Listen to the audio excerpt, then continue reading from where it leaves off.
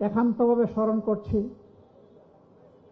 জুলাইয়ের 1 তারিখ থেকে শুরু করে আগস্টের 5 তারিখ অর্থাৎ 36 জুলাই পর্যন্ত বুক চিতিয়ে লড়াই করে যারা ফ্যাসিবাদকে বিদায় করে বাংলাদেশের মানুষকে মুক্তি দিয়েছেন তাদের সকলকে গভীর শ্রদ্ধায় স্মরণ করছি। 6-এর 28 অক্টোবর থেকে শুরু করে 24-এর 5 আগস্ট পর্যন্ত যারাই খুন হয়েছেন মহান আল্লাহ তাআলার দরবারে দোয়া করি আল্লাহ তাদেরকে শহীদ হিসাবে কবুল করুন। যারা আহত পঙ্গু হয়ে কষ্টের জীবন বয়ে চলছেন তাদের প্রতি সহানুভূতি জ্ঞাপন করার পাশাপাশি সরকারের কাছে আহ্বান জানাবো তাদের পাশে দাঁড়ান, সুচিকিৎসার ব্যবস্থা করেন এবং সম্মানের সাথে জীবনে বেঁচে থাকার সুযোগ তৈরি করে দেন। জুলাইতে যারা নিহত হয়েছেন তাদেরকে রাষ্ট্রীয়ভাবে সম্মানিত করুন, শুধু কয়টা টাকা দিয়ে পরিবারকে নয়, তাদের স্মৃতিকে জাতির সামনে তুলে ধরুন, স্মরণীয় করিয়ে রাখুন। কারণ এখনকার যে সরকার এই জুলাইয়েরই ফসল, আমরা যারা বিরোধী দল জুলাইয়ের ফসল।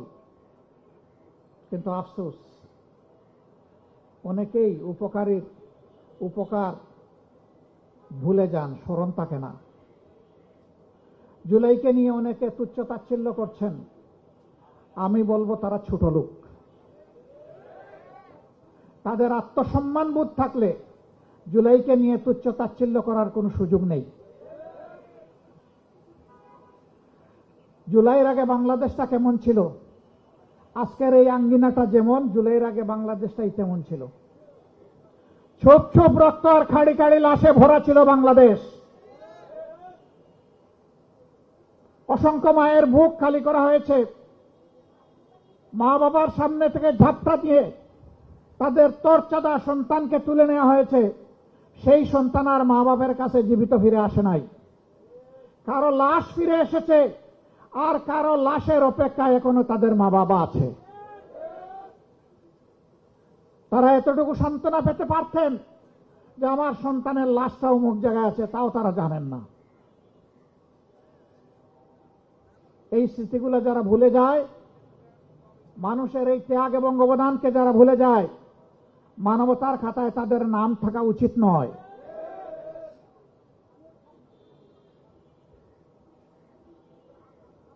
প্রিয় ছাত্র সুধী বন্ধুরা,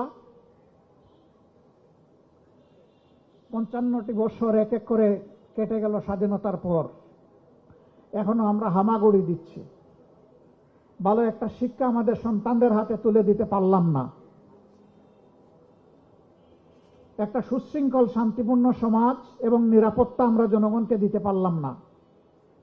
একটা টেকসই অর্থনীতি আমরা গড়ে তুলতে পারলাম না। রাষ্ট্রীয় কোনো প্রতিষ্ঠানকে আমরা মর্যাদায় অধিষ্ঠিত করতে পারলাম না। গরিব দুঃখী মেহনতি মানুষের কপালের ঘামের ফুটা আমরা দূর করতে পারলাম না। হাহাকার ক্লিষ্ট শ্রমিক সমাজের ন্যায্য পাওনাটা আমরা নিশ্চিত করতে পারলাম না। তাহলে আমরা পারলামটা কি? আমরা পেরেছি কানাডায় বেগমপাড়া গড়ে তুলতে পেরেছি। আমরা পেরেছি একদল লোক বাংলাদেশের অর্থ সম্পদ লুট করে সিঙ্গাপুরে বহুতল ভবন গড়ে তুলতে পেরেছে। এই টাকা দুবাইতে ট্রান্সফার করা হয়েছে, চিলিতে ট্রান্সফার করা হয়েছে। ব্রিটেনে এক মন্ত্রী শুধু 750 বাড়ি। কত বড় জমিদার! সব বাংলাদেশের জনগণের চুরি করা টাকা। বেলজিয়ামে গিয়ে দেখলাম এক মন্ত্রীর 900 দোকান আছে। আমি তো শুনেই আমার বেহুশ হয়ে যাওয়ার উপক্রম। আমি বললাম যে ওই মার্কেটটা আমাকে নিয়ে যাও। বললো এক মার্কেটে না, অনেকগুলা মার্কেটে। এরা কোথাকার জমিদার? এরা জনগণের টাকা চুরি করে ওখানে নিয়ে দোকান কিনেছে। জুলাই স্লোগান ছিল উই ওয়ান্ট জাস্টিস। আমরা বৈষম্য চাই না, আমরা ন্যায় বিচার চাই।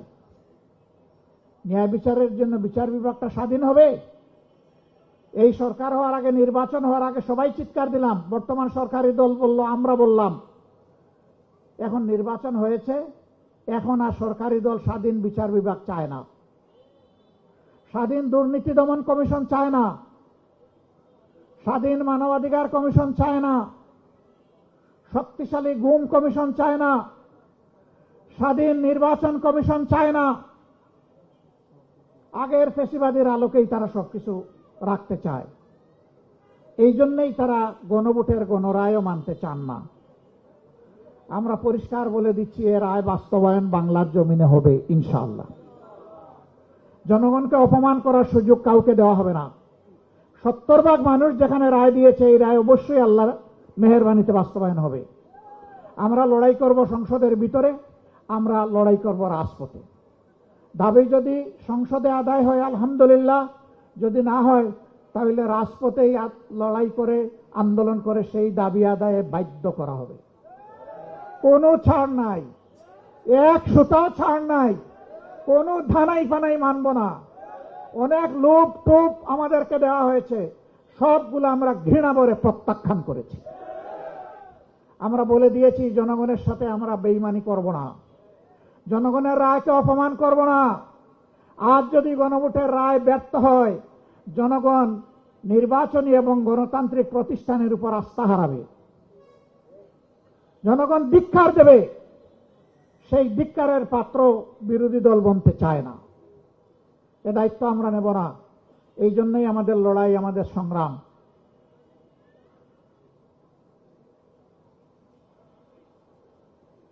এখন অনেকেই বিভিন্ন ধরনের কথা বলেন স্বৈরশাসকের ভাষায়, তাদের চেলা চামুন্ডরা কথা বলে, বট বাহিনীরা মানুষের ইজ্জত নিয়ে খেলা করে।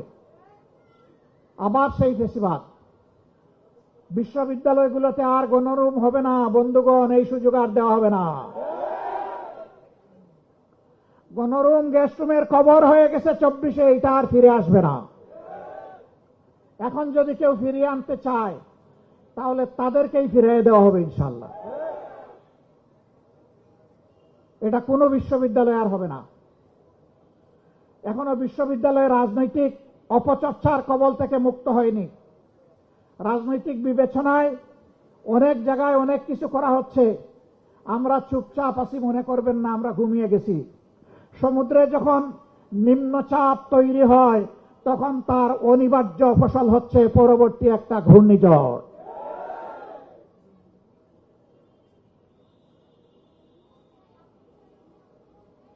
বন্ধুগণ, আবারও কথা দিতে আসছি, জনগণের স্বার্থের সাথে কোনো আপোষ হবে না, কোনো অপশক্তির কাছে মাথাও নত করা হবে না। এটা দেশীয়, আঞ্চলিক, আন্তর্জাতিক যাই হোক,